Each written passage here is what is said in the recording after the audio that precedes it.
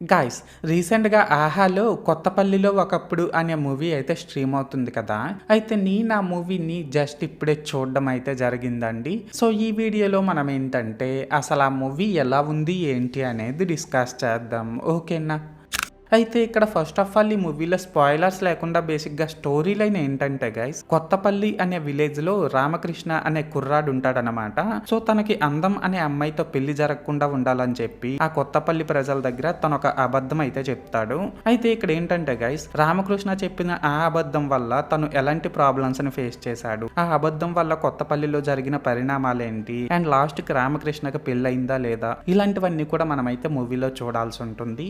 So, మొత్తానికి అర్థమైంది కదా స్టోరీ లైన్ ఏంటి అనేది. అయితే ఇప్పుడు ఈ మూవీలో నాకు కనిపించిన ప్లస్ పాయింట్స్ ఏంటంటే గైస్, ఈ మూవీలో యాక్ట్ చేసిన యాక్టర్స్ అందరూ కూడా చాలా బాగా యాక్ట్ చేశారండి. ఎస్పెషల్లీ అప్పన్న అనే క్యారెక్టర్ లో మన రవీంద్ర విజయ్ గారు అయితే నెక్స్ట్ లెవెల్ లో పెర్ఫార్మ్ చేశారనమాట.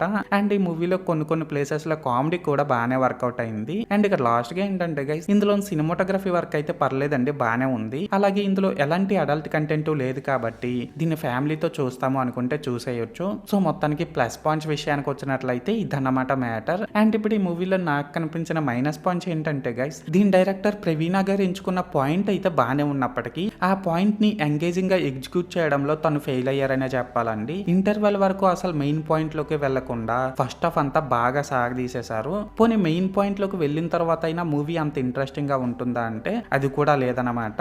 అండ్ ఇందులో హీరో హీరోయిన్ల మధ్య రన్ అయ్యే లవ్ ట్రాక్ కూడా అంత ఇంప్రెసివ్ గా ఏం లేదండి. అండ్ ఇక్కడ మెయిన్ గా ఏంటంటే గైస్, ఈ మూవీలో కొన్ని క్యామియోస్ అయితే ఉన్నాయి, బట్ ఆ క్యామియోస్ కూడా అంత ఇంపాక్ట్ఫుల్ గా ఏం లేవన్నమాట. అండ్ ఇక్కడ లాస్ట్ గా ఏంటంటే గైస్, ఇందులో సాంగ్స్ బీజిఎం ఈ రెండు అస్సలు ఏం బాలేవండి. అండ్ కొన్ని ప్లేసెస్ లో వీళ్ళు లాజిక్స్ కూడా మిస్ అయ్యారు. సో, మొత్తానికి మైనస్ పాయింట్స్ విషయానికి వచ్చినట్లయితే ఇదన్నమాట మ్యాటర్. అయితే ఇక్కడ ఓవరాల్ గా ఏంటంటే గైస్, ఈ కొత్తపల్లిలో ఒకప్పుడు మూవీ బాగుందా బాలేదనేసి అంటే మూవీ అయితే పర్లేదండి. యాక్టర్స్ యొక్క పెర్ఫార్మెన్సెస్ కోసం ఒకసారి అయితే చూసేయొచ్చు. అండ్ నేను ఈ మూవీకి 5కి 2.25 రేటింగ్ ఇస్తున్నా.